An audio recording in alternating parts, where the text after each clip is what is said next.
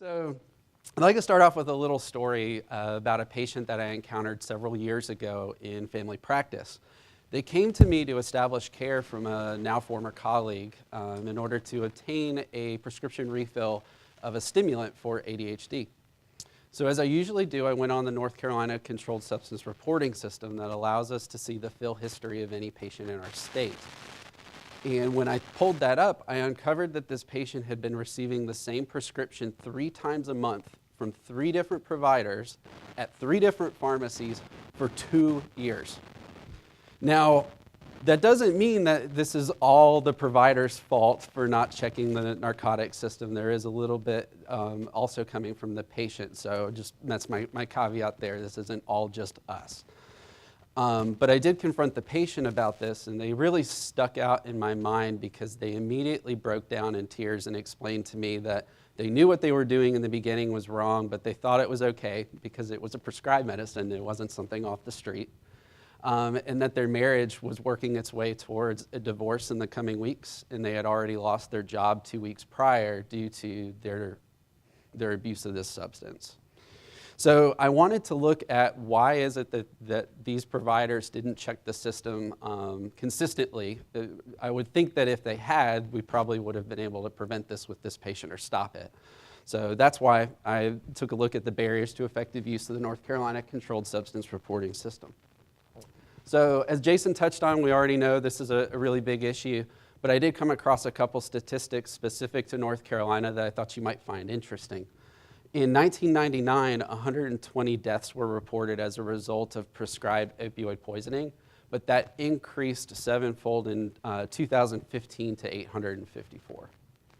So as I touched on, we've got this North Carolina Controlled Substance Reporting System. As my story indicates, we're probably not using the system very effectively.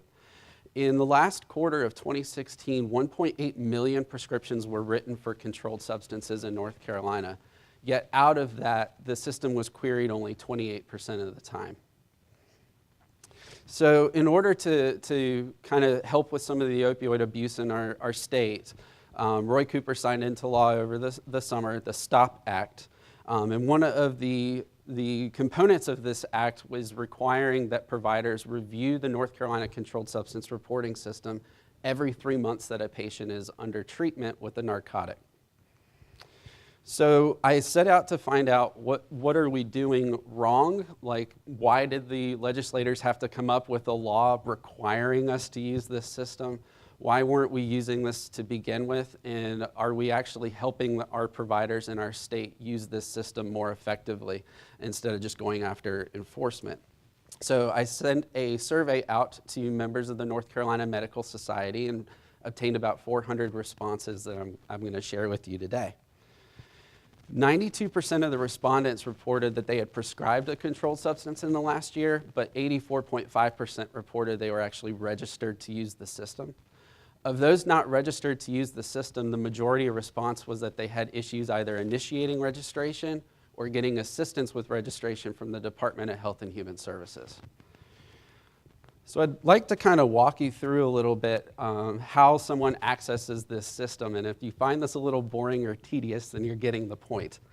So if you're like me, you go to Google and you search for this database, and of course you click the link.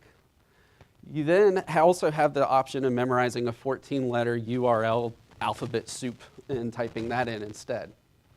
Once you arrive to the home page, you then have to click Access System, which still doesn't let you access the system. You then have to click Log In, and then you're presented with the username and password box. Except your username, is everybody following me okay? Yeah, so your username is actually a DEA number, which is another random string of letters and numbers that you have to remember, as well as a password. You hop into the system and you finally arrive at a password protected page where you then have to click Recipient Query over there on the left. And from there, you always have to accept a liability statement every time you wind up logging into this system. And now you have the search function or the search features of the registry, the core function here. You enter in the information on the patient. You then are presented with another page asking you, are you sure these are the right patients that you're looking up? And now we have what comes out with the database. So it shows that what date the prescription was written for, what was written, how much was written, what pharmacy, even how they paid for it. So in this case, let's say that I had written for that last prescription, the tramadol right here, and instead of 30, I checked my EMR and I wrote 3. So it shouldn't be an issue. We'll just contact the pharmacy to find out if this patient wrote a 0 after my number on that prescription. We've all had that happen, right? So we just need to call the CVS pharmacy in Raleigh. Problem is, there's 25 of them, so probably have to cancel the patients for the rest of the day in order to contact them.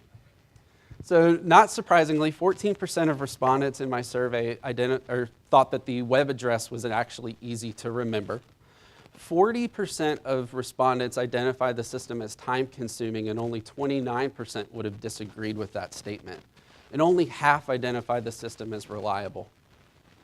There's 2 other key functions of the North Carolina Controlled Substance Reporting System that are underutilized and point towards issues with the usability of this system and if it's actually easy. 76% were aware of something called a prescriber DEA query, which lets you audit all the fills that have taken place under a prescriber's name. Of those that knew about it, half of them actually used it. And the other, which is a time-saving feature or intended to be a time-saving feature, were delegate accounts, which allows support staff to search on a prescriber's behalf. 45% knew about it, but less than half of those that knew about it have actually used it.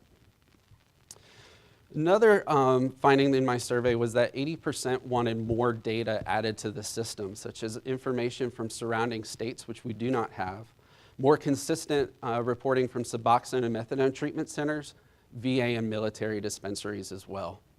Less than 10% of people knew how to report an error in the system. So, is there a way to actually save this? Is there a way to salvage the system? And there is. The STOP Act actually provided for funding to Department of Health and Human Services on an annual basis to make improvements to this system. Last I checked, it was somewhere around $1 million a year. I don't know if that cleared that way, but there is a good chunk of change at stake. So I thought I'd go through a few recommendations based upon my survey results from what we should be doing to the system. So obviously starting off, having a one-word URL to the web page, having built-in username and password directly on the home page as soon as you arrive, much like your bank account or even your email account. Having a prescriber selected username so that we don't have to remember that long, difficult to remember DEA number. Eliminating the liability statement and simply incorporating that into the registration process for the system. Having an immediate search upon login, so as soon as you show up, you get to use the primary feature of the system rather than going through all those clicks I showed you. Having specific pharmacy contact information, so we're not having to call 25 CVS's. The ability to electronically flag errors so that that error can be reported directly to the pharmacy and possibly to Department of Health and Human Services, who oversees the system. Adding interstate operability, so especially the surrounding states to North Carolina, but kind of working our way out from there. We've got 40 and I-95 running through our state, so we have lots of patients that are coming from other places. Some of this funding should go towards lobbying for military institution participation. We all know that our military is at an increased risk for opioid abuse in this country, and so it would be helpful to have that. We know that to get them to report to the system, they are a federal entity, so it would require some federal lobbying to get that to go through.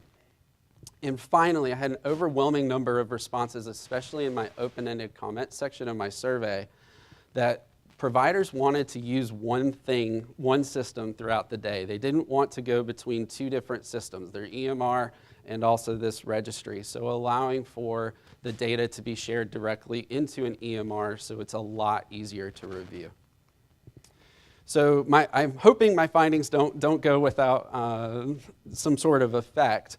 I'm working right now on just making a few adjustments to my survey findings and report, but I intend on sharing this with several key legislators in our state that were helpful in getting the STOP Act to go through, just so that they know that we've got this STOP Act, but we need their continued support in making the changes that we need. as well as the leadership at the Department of Health and Human Services Drug Control Unit as they go through trying to figure out what they need to do. I'd like to make a few acknowledgments. Of course, Kipple program, Tina, Aaron, Rob, and Jerry, they were all just very kind in giving up all the time that they took to be with us and teach us over all these weekends. The community practitioner program with the Medical Society, I'm truly indebted to them. They have helped me out immensely over the years and sponsored me through this program. My wife, Erica, who's a physician assistant, she kind of served as an involuntary sounding board and consultant on my project. And finally, my supervising physician, Dr. Nasser, who was so gracious to allow me to have time to be with you today.